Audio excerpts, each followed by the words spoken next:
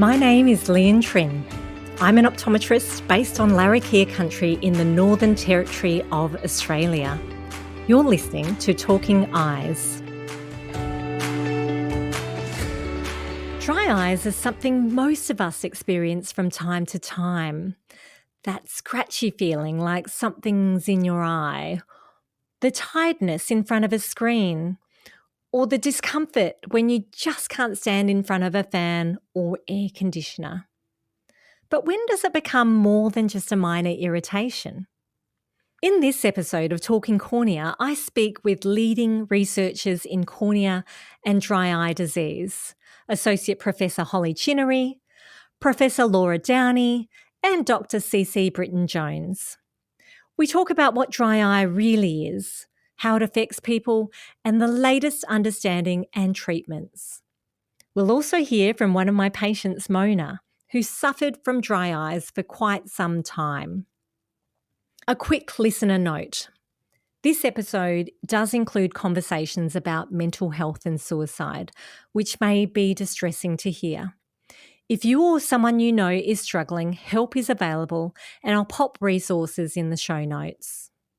To truly understand dry eyes, we need to start with the cornea. I spoke with Associate Professor Holly Chinnery, who's an expert in corneal inflammation. She works at the Lions Eye Institute and the University of Western Australia, and here she explains why the cornea is so critical for eye health and how it's affected in dry eye disease. I would use an analogy that it's a little bit like the windscreen on the car, right? So in order to remain clear so that a patient or a person can see well, you need to have a very healthy and clear windshield. And the windscreen wipers, their job is to make sure that the surface of the windshield is nice and clean as well. And so if there's not enough rain or enough screen wiper fluid, that can cause problems when the windscreen wipers try to work. So the cornea helps to refract some of the light as it passes through the eye, but it also is a protective barrier to the surface of the eye, and it achieves this through having a really well-developed immune system and also a sensory nerve supply. Another way that the cornea remains really clear is by having a tear film, which is this very thin layer of fluid on the surface of the eye, and that's made up of mucus and water and oils. And if any of those three major ingredients are missing, this can cause some painful and uncomfortable conditions like dry eye disease. All of our listeners will be well familiar with the tears that we produce when we cry. They're rolling over our cheeks, they're tasting nice and salty. I remember as a kid I used to just lick my tears after I'd be crying and be like, enjoying that flavour. But that's not the tears that you're actually talking about, are you? Yeah, so if you just look at someone's eye, you can't really appreciate that there is a tear film or a very thin layer of fluid on the surface of the eye. But there actually is, and it can be measured in laboratory settings, and every time you blink, that layer of fluid is spread across the eye. And so when the tear film is not working properly, this can cause the surface of the eye to become dry, and that can cause discomfort for a person every time they blink, or even when they're not blinking, it can lead to a bit of pain. And this pain and discomfort is due to the cornea having a really large number of sensitive nerve endings. And over time, if left untreated, if there's any damage to those nerve endings, the cornea of the eye can become inflamed and cause damage that further stimulates more nerve firing, and inflammation can then develop. We understand that dry eye occurs when we don't produce enough tears, don't have the right component in our tears, or our lid wipers are malfunctioning. But what actually causes dry eye disease, and how might it be treated? Professor Laura Downie is a clinician-scientist from the University of Melbourne with international recognition for some groundbreaking research in ocular surface conditions. Laura, dry eye comes in different forms and it presents quite differently between people. You're a clinician-scientist, so you both conduct research, but you're also seeing patients as well. And so in your clinic, how do you generally class dry eyes? And then how does that affect your treatment options?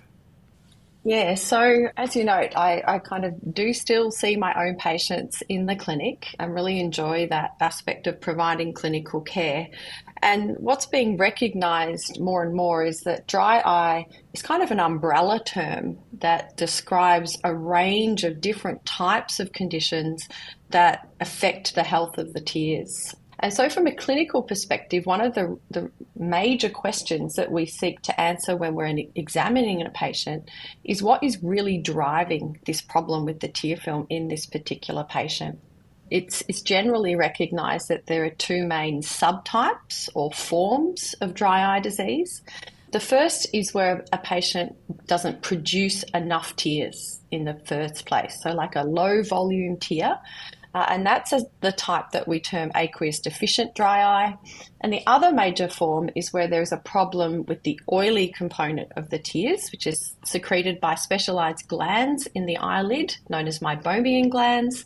And this is the evaporative subtype of dry eye. So we have these two main forms, aqueous deficient and evaporative dry eye. And while they can be mutually exclusive, so kind of not be present, both present in the same patient, it's also recognised that many patients will have both forms present to some degree. And so when we're examining patients, we're really looking to try and understand what's driving this problem with the patient's tear film. And so then when we recommend treatments, we can target those therapeutic strategies to comprehensively address what might be causing that particular patient's dry eye presentation. Mona is a nurse I met while working in a health clinic in a very remote but beautiful part of Australia, Groote Island. She suffered from dry eye disease and was happy to share her story. It was in the COVID time when we were using masks all the time. So I thought the dry eye came from the mask because I noticed when I had the mask on, the ear came up and into the eye. So the first year was just all the mask. That was what we blamed. And then it just got worse and worse and worse. So people said to me, you know, I work in a medical environment, so we had doctors, we had nurses, so everyone said, yeah, just get some eye drops. And we have eye drops on the shelves. So I took them, I used them, that didn't work. So then they said, you need to get some Systane. So then when I was in Darwin, I bought that, I dropped, no. And my eye was irritated. It looks like I've been crying. And I had to drop more and more, and it didn't help. And then it got so bad over several months that they decided to do a evac of me to see an ophthalmologist in Darwin to exclude eye cancer. Mona was prescribed a number of treatments, various eye drops, antibiotics, and it provided her with short bouts of relief. But for Mona, the condition was chronic. And after years of various attempted treatments, she eventually found me at my dry eye clinic in Darwin. For her, it's been life-changing. Having dry eyes, as Mona explains, wasn't just irritating. It severely impacted her mental health. I remember I asked you, because, you know, I work with mental health and suicide and all that, and there's all reason for people to commit suicide. And I said to you that surely there must be people somewhere in Australia who have, because if this chronic condition was not fixed, I don't know how long, because it's so irritating and it's the eye. Not that I was suicidal, I was not, but you know, it was severe. Dry eye disease isn't just a physical issue. It can have really serious impacts on mental health. And the research shows that people with dry eye are significantly more likely to experience depression, anxiety, and a reduced quality of life. The severity of dry eye symptoms often directly correlates with emotional distress. And the high-profile case of American journalist Jessica Starr shows that it can be linked to even more serious mental health conditions. In 2019, Jessica underwent laser vision correction to remove her reliance on spectacles and contact lenses. This is a surgery that thousands of Australians undergo every year. A common side effect of the procedure is dry eyes, and while for most people this clears up within a few days, or a few weeks, it can become chronic and lead to complications that severely impact day-to-day living. Jessica's symptoms became so bad that it led to depression, and then eventually she took her own life. Now, while dry eye seems like a common and somewhat simple problem, there are some really clear guidelines on what practitioners should be looking for. So from a practitioner perspective, there are clinical care guides that are very valuable for defining what we consider the best practice for evaluating a patient with dry eye. And one of the leading global organisations is the Tear Film and Ocular Surface Society, or TFOS. And currently their International Dry Eye Workshop report really defines a framework for clinicians for how they can approach evaluating a patient who might have come in with some dry eye symptoms in a really structured way. But really, for a person who might be experiencing dry eye symptoms, this might include things like gritty eyes, burning eyes. They should expect their eye care professional to perform a comprehensive assessment of their eye health, and also then to also look at how their eyes are functioning. So the first step would really be in relation to the history and asking some questions to better identify those people who actually do have dry eye, but also to try and start thinking about other conditions that might masquerade as dry eye. So this includes things like eye allergies, some types of eye infections, or even eye pain syndromes. As with any disease, there are certain risk factors that can all impact how likely someone might develop dry eye disease. Associate Professor Holly Chinnery explains. We know that firstly the interaction between the nervous system and the immune system is really an area of research that's growing a lot over the past 10 or 20 years. So we do always consider what is the importance of the relationship between immune cells and the sensory nerves that are often living right next to each other within a tissue.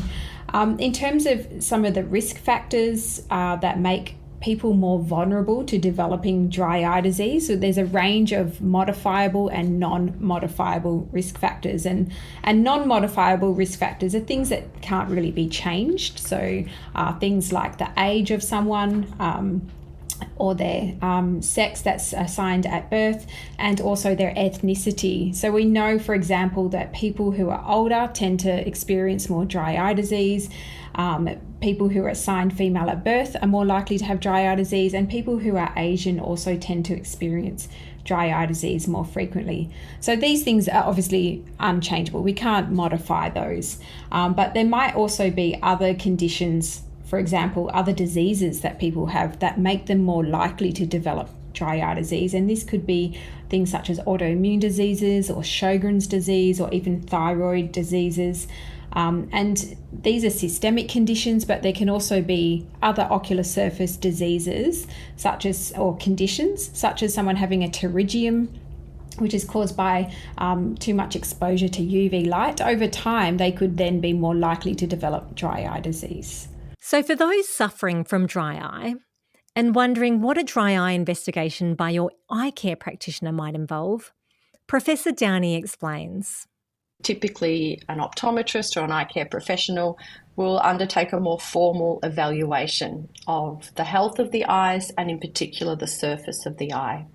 So this would typically require some assessment of the symptom level. We do have some standardised questionnaires that we can work through with patients to look at the types of symptoms, how frequently they're occurring and how severe they are. And then we'd move into more formal clinical assessments like a slit lamp examination to thoroughly look at the eyes. There are some specialised tests that we can use to more thoroughly evaluate the health of the tears and how a deficiency in the tears might be affecting the appearance of the surface of the eye, so the cornea and the conjunctiva as well. We're really interested in understanding the relative contribution of lack of tear production versus a lipid problem with the glands. And so there are some particular evaluations we can do in the clinic to assess those aspects as well. And that really informs what treatment at the end of the day this person will need, hey?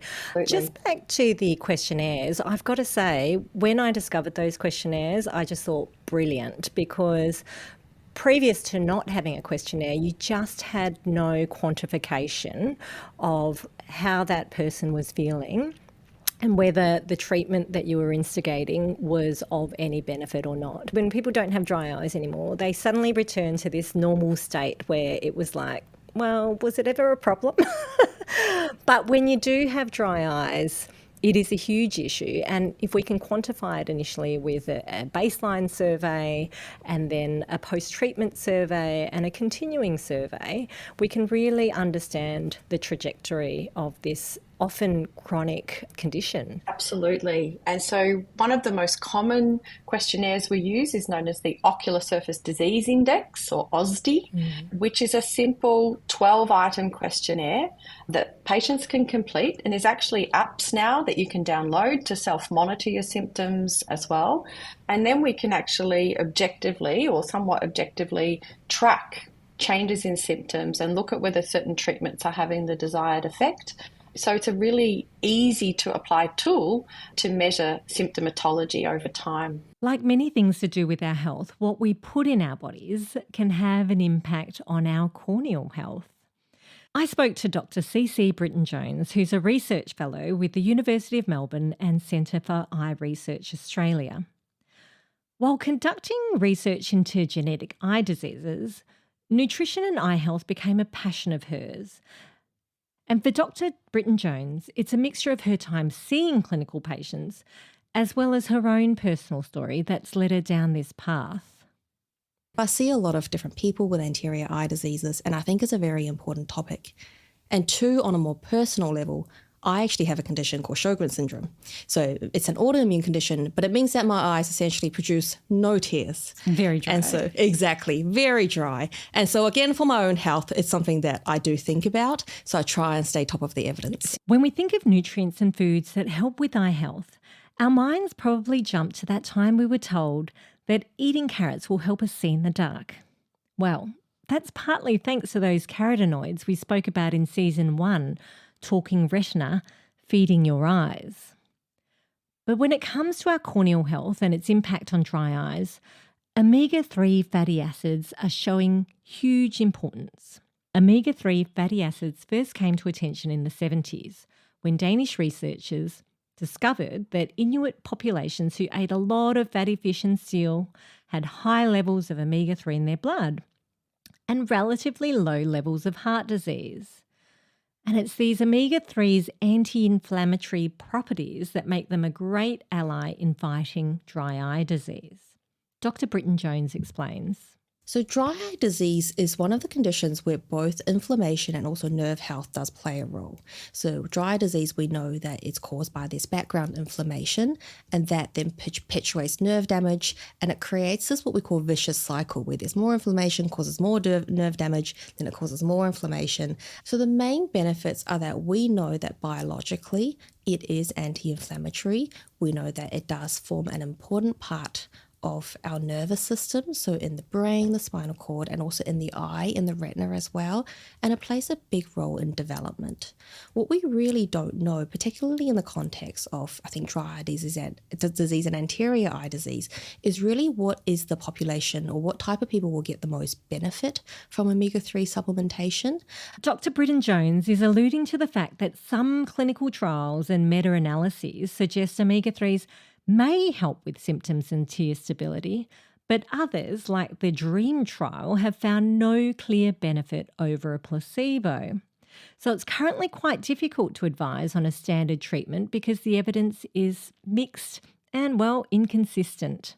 We do know that everyone can benefit from getting enough omega-3 fatty acids generally in their diet, and getting the balance between consumption of omega-3s and omega-6 fatty acids are especially important. So omega-3 fatty acids, there's two main types of omega-3 fatty acids, so the short chain type or the long chain type. They're both beneficial in different ways.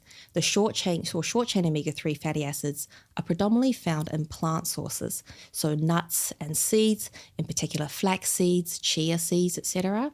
Whereas long chain omega-3 fatty acids are mostly derived from marine sources, so fish, in particular fatty fish like mackerel, sardines, salmon, and those type of fish with a lot of oils in it.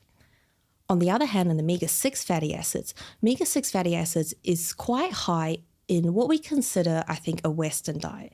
And that's a modern diet that's quite full of processed foods, red meats, as well as foods that incorporate a lot of corn oil, so sugars and all of that. And why we sort of go back to that balance is that we know that in our diet, with our takeout food and our packaged food, we do consume quite a high proportion of processed foods and hence omega-6 fatty acids. And in most people, they actually have a deficiency of omega-3 fatty acids, maybe not necessarily that you don't eat enough omega-3 fatty acids, but that balance is just off. So most people, I think, have a ratio of omega-6 to omega-3 of about 15 to 1, whereas we know an ideal ratio is actually about 4 to 1. That wraps up our episode on dry eye disease. A big thank you to our expert guests for sharing their insights into a condition that's often underestimated, but it can have a real impact on comfort, vision, and even mental well-being. If you're struggling with persistent dry eye, it's worth knowing that there are practitioners out there who specialise in its diagnosis and management. Thanks for joining me this season to talk cornea. There'll be a few extra resources linked in the show notes. I hope you found today's conversation valuable. If you enjoyed the episode, please like, follow, and share my socials and the podcast with anyone you think might benefit. For my eye care colleagues, I've produced a special edition educational podcast for you, which will be available exclusively through the Optometry Australia and My Vision platforms. It's where you'll find a lot more technical jargon, but real clinical pearls to complement the season. Thanks for listening. This is Talking Eyes, and I'm your host, Lien Trim.